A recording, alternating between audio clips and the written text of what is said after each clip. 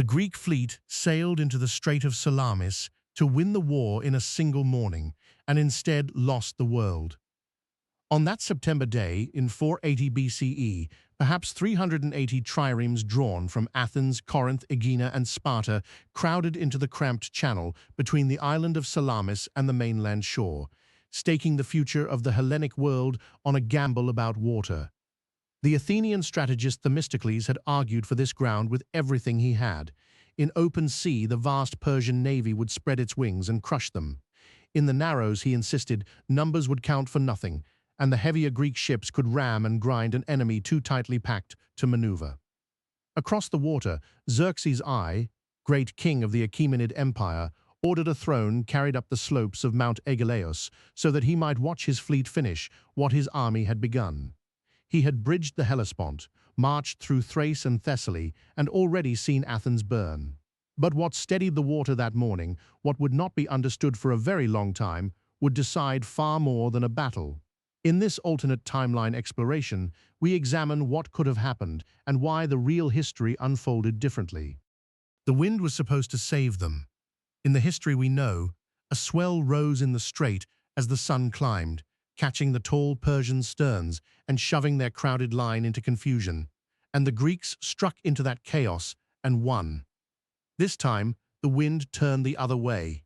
Instead of a fouling swell, a shifting morning breeze flattened the chop and steadied the wider stretch of channel, and the Persian captains Phoenician, Egyptian, Ionian, Carian held their formation where before they would have broken it.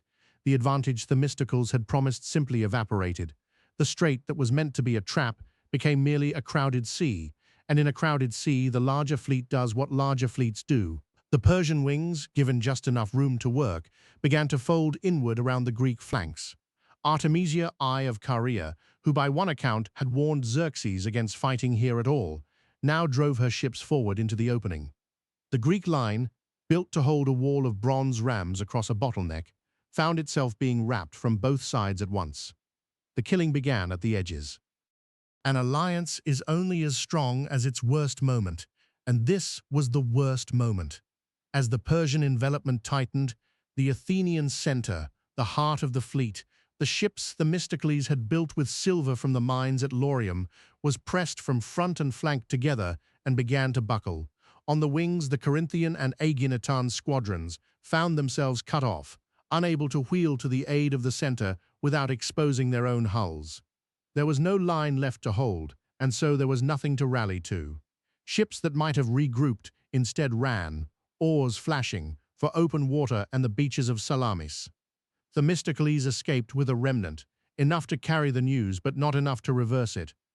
The coalition that had bound Athens and Sparta and a dozen jealous cities together against a common enemy did not so much surrender as dissolve, each surviving crew rowing now for its own harbor. From his throne on Aigaleos, Xerxes watched the sea fill with wreckage, and this time the wreckage was Greek. And yet the true consequence of that morning lay not in the ships lost, but in a decision no council had yet made. The Spartans had always had a second plan, and now it failed before it began. For weeks the Peloponnesian commanders had argued that the fleet should fall back, and that the real defense of Greece should be a wall thrown across the narrow Isthmus of Corinth, a single line of stone and spears sealing off the peninsula. It was a strategy that assumed the sea would be contested.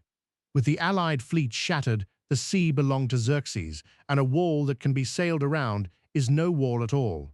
The Persian navy, still enormous even after the fighting, ferried troops past the Isthmus and landed them on the coast behind it.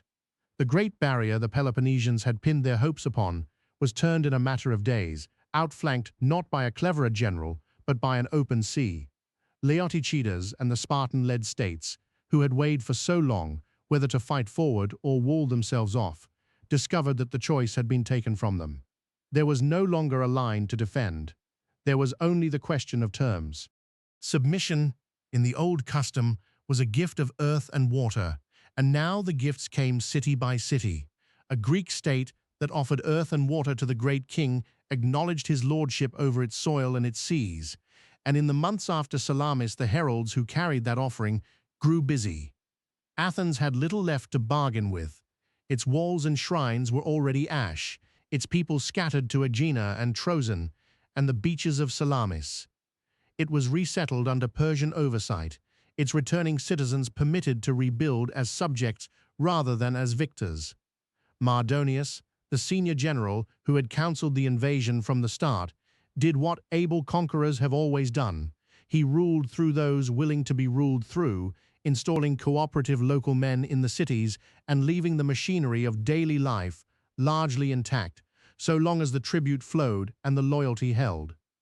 Demaratus, the exiled Spartan king who had traveled with Xerxes as a counselor on Greek affairs, could now advise on the governing of a Greece that had stopped resisting. There was no single day of conquest to remember.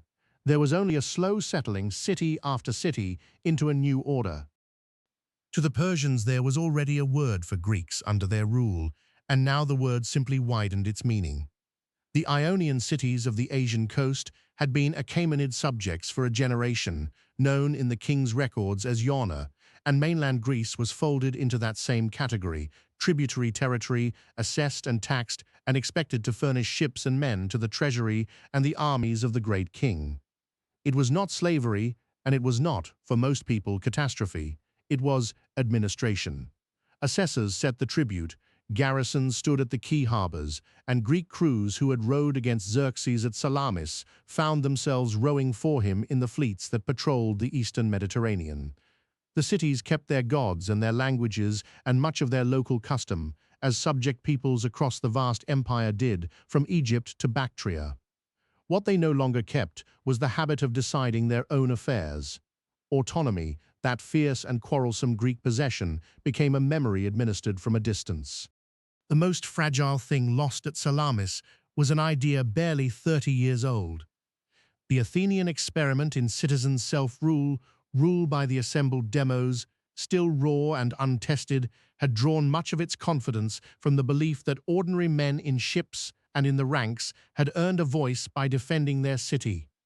In the history we know, the victory at Salamis and the campaigns that followed fed that confidence, and the institutions of the assembly and the courts grew broader and deeper across the decades that came after. In this timeline, that confidence never arrives. Under client governors answerable to a satrap rather than to a show of hands, the machinery of the democracy has no room to expand and no triumph to justify it. The reforms that historically pushed power downward into the hands of common citizens stall, then quietly lapse, because the men who would have championed them now answer to Persia. Self-government does not die in a single decree. It simply stops growing, and a thing that stops growing is soon forgotten. Greek thought did not vanish. Poets still composed, geometers still reasoned, and physicians still argued over the causes of disease. But it all continued as one tradition among many inside a Persian imperial framework, a provincial voice rather than the self-standing inheritance that the later Mediterranean, in the history we actually live in, would draw upon so heavily, without a victorious and independent Athens to gather the scattered strands of Hellenic learning and press them outward. Philosophy and drama and the science of self-government never became the shared foundation that Rome would later absorb and pass on. They remained local, admired within the empire's Greek-speaking corners and largely unknown beyond them. It is impossible to say with any certainty what such a world would have felt like across the centuries, and it would be dishonest to pretend otherwise. We can only mark the hinge, a wind that steadied instead of rising, a line that folded instead of holding, a coalition that scattered instead of pressing home, and from those small things a different inheritance, quieter and less free, carried forward in place of the one we know.